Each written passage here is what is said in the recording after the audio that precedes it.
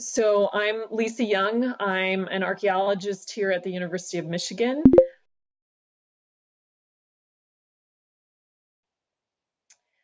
Important classes to take if you want to become an archaeologist are classes that not only talk about what archaeologists learn, but the process of how they learned it. I also think it's important to take classes from a diversity of different areas of the world to understand the amazing ancient cultures that were out there. Most importantly, though, I think it's important to get hands-on experience rather than just classroom experience. There are a variety of different resources that you can look at as a high school student or also as a college student to find field opportunities.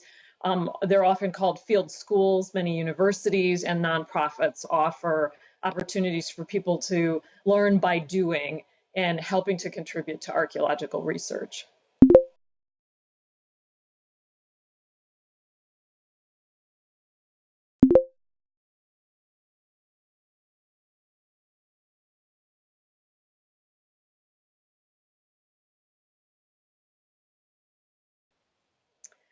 This is a great question, and I think really goes to the heart of one of the ways that the internet can provide amazing information for the public through science communication.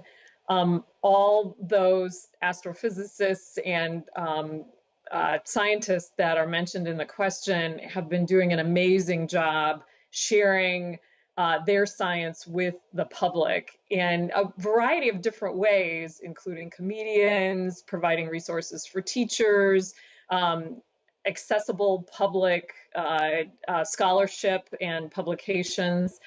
One of the things that this question made me think about with archaeology is whether we could have one person who would be sort of the spokesperson for archaeology. And I'm not sure we can, in part because archaeology is so place-based and so object-based that I think it would be, what a better approach would be is to have, to introduce people to the different places where they can see archaeology, from their own backyard to the pyramids of Egypt. And also, an interesting way to share information with the public would be to take an object and talk about that object and all the things that we can find from that object itself. I would love to see more archaeology being made accessible to the public, but it might take a slightly different format than the astrophysicists and the planetary scientists. And I think it's really important for archaeology because a lot of the information that's been out there, and that's shared with the public is what archaeologists consider fringe claims and often called pseudo-archaeology. And the public needs a way to differentiate what's actually good, solid archaeology from these more fantastic claims.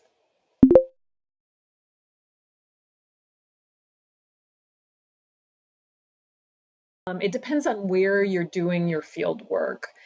And so I work in the southwestern United States in right outside a little town called Winslow. There's only about 10,000 people. I work on in an area where the sites that we're excavating are also ancestral Hopi sites, so the Hopi tribe that still lives in northeastern Arizona.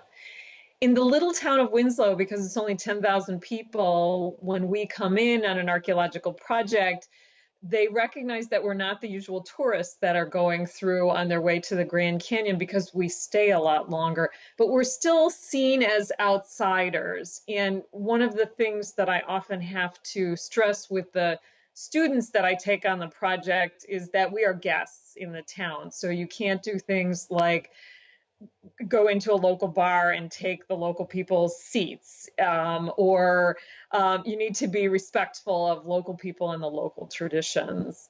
I also, because I work at a state park that has these ancestral Hopi sites, we also have to be respectful of the communities that are descendants. There often interested in what we're finding, but not sure about how that fits in with the traditions that they've learned from their traditional stories.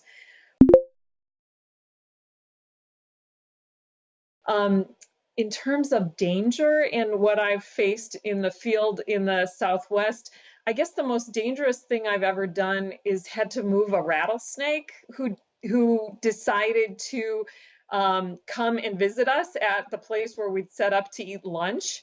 For people who work in different areas of the world, I think they need to, well, the archaeologists are thinking about the political situation in different countries, and that can affect how you're received by local people because you're obviously an outsider, but also influence the types of dangers that you face and how you're also perceived by local people.